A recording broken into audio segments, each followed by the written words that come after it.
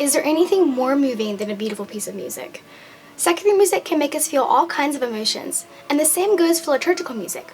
According to Pope Pius XII, the purpose for sacred art, and by extension sacred music, is to give the faithful the greatest aid in turning their minds piously to God. The problem is a lot of us disagree on what constitutes sacred music. Is it just a matter of preference, or are there objective standards for what music can be played during Mass? Among all the documents the Church has published on sacred music, there are 5 that deserve the most attention.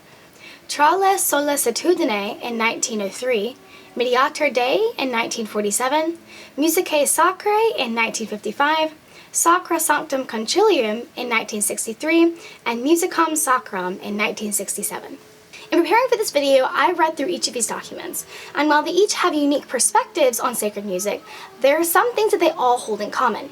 Namely, that Gregorian chant should be given pride of place in the liturgy, followed closely by polyphony and the pipe organ. Pope Pius X calls Gregorian chant the supreme model for sacred music, and that the more out of harmony a piece is with that supreme model, the less worthy it is of the temple. They also agree that choirs, cantors, and the congregation should have proper education in performing Gregorian chant and other forms of sacred music in order to participate better in the liturgy and make beautiful music for the Lord. They agree that liturgical music should be simple, easy to sing, aid the congregation in worship, and be performed properly or not at all. For modern music to be considered for use in the liturgy, it had to develop organically from sacred music. It had to be developed specifically for liturgical use and by a faithful Catholic composer who respected the teachings and the tradition of the Catholic Church.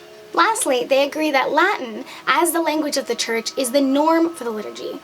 Now, Sacra Sanctum Concilium and Musicam Sacram permitted the use of the vernacular in the liturgy and in liturgical music, but you can tell throughout all 5 of these documents that Latin was the default language for sacred music. Now, some will say I'm being too strict in my interpretation of these documents. The Church allows for musical diversity, they'll say, and they do have a point. Sacra Sanctum Concilium says that no kind of sacred music is prohibited from liturgical actions by the Church as long as it corresponds to the spirit of the liturgical celebration itself and the nature of its individual parts, and does not hinder the active participation of the people. And this is my biggest beef with modern church music.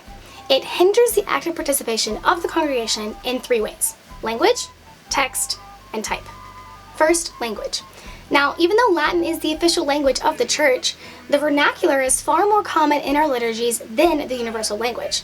But how is this a bad thing, you say? I mean, you speak English. Isn't it easier to worship in your own native tongue and your own vernacular? Well, that's precisely my point.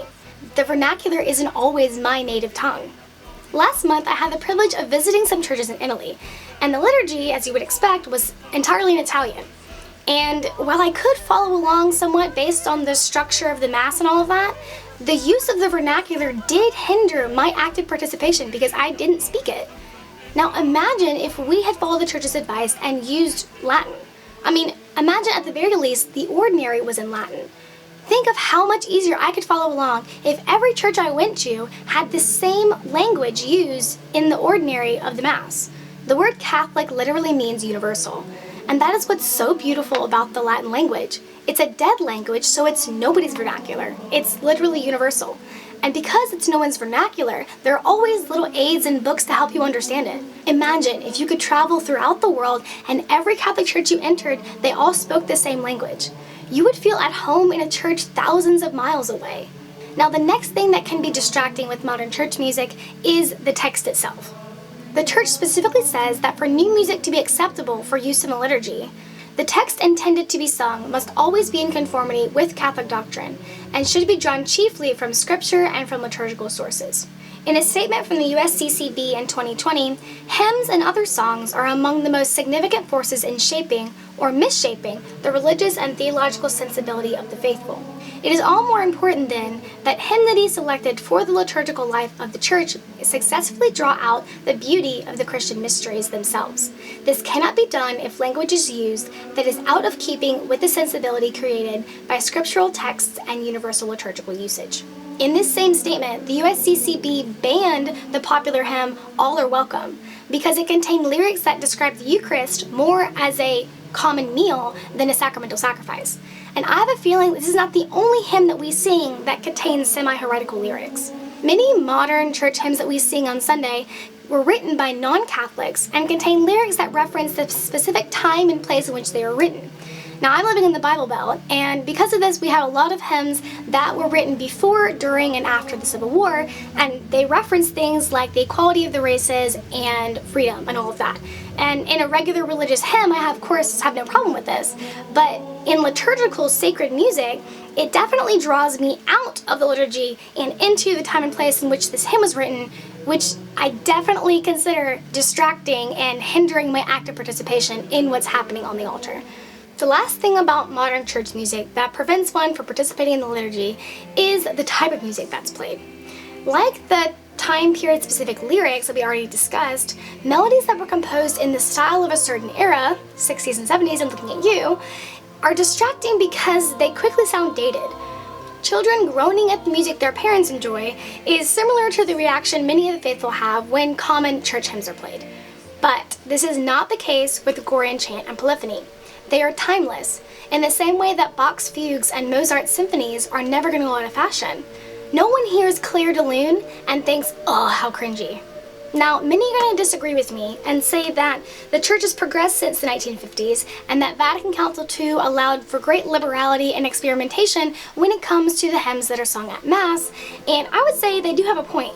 In 1903, Pope Pius X absolutely forbade the use of the vernacular, while in 1967, Vatican Council II permitted it, saying that the vernacular may frequently be of great advantage to the people.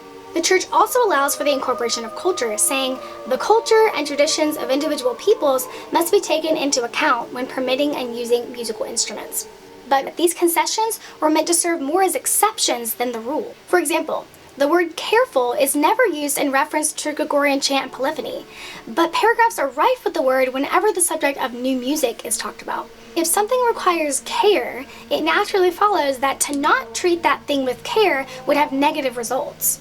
Musicae Sacrae makes it even more clear when it says, because sacred music has an important place in the actual performance of the sacred ceremonies, the Church must take the greatest care to prevent whatever might be unbecoming to sacred worship, or anything that might distract the faithful in attendance from lifting their minds up to God from entering into sacred music, which is the servant, as it were, of the sacred liturgy. So what should we do about this? First, we need to take seriously Vatican Council II's stipulations that Gregorian chant be given pride of place in liturgy. This can be done easily by having all the parts of the ordinary, the Kyrie, the Sanctus, the Agnus Dei, all of that, be chanted in Latin.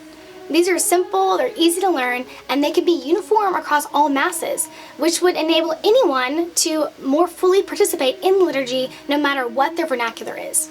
Next, choirs should be able to sing sacred polyphony as the Church's second recommendation for liturgical music. Palestrina is specifically mentioned as an ideal composer for polyphonic music, so he's an easy choice. Lastly, more education should be given not just to cantors and choirs, but to the entire congregation on how to properly sing Gregorian chant, polyphonic music, and how to properly pronounce Latin.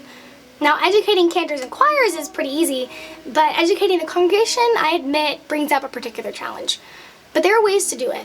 As Musicam Sacram states, the formation of the whole people in singing should be seriously and patiently undertaken together with liturgical instruction. Sacred music is just that, sacred. Its purpose is to honor the Lord and aid the faithful in worshiping Him at Mass. Sacred music is less a matter of preference and more a matter of what is most effective in centering the faithful on the spiritual realities that are happening at Mass. Now, if you're still not convinced, allow Pope Pius XII one more chance to persuade you. Certainly no one will be astonished that the Church is so vigilant and careful about sacred music. It is not a case of drawing up laws of aesthetics or technical rules that apply to the subject of music. It is the intention of the Church, however, to protect sacred music against anything that might lessen its dignity, since it is called upon to take part in something as important as divine worship. If you enjoyed, go ahead and like the video, and if you want to know more about the Catholic Church, hit that subscribe button down there, and please let me know your thoughts in the comment section below, and be sure to check out this video before you go. Thanks so much, guys. Have a fantastic day, and I'll see you in my next video.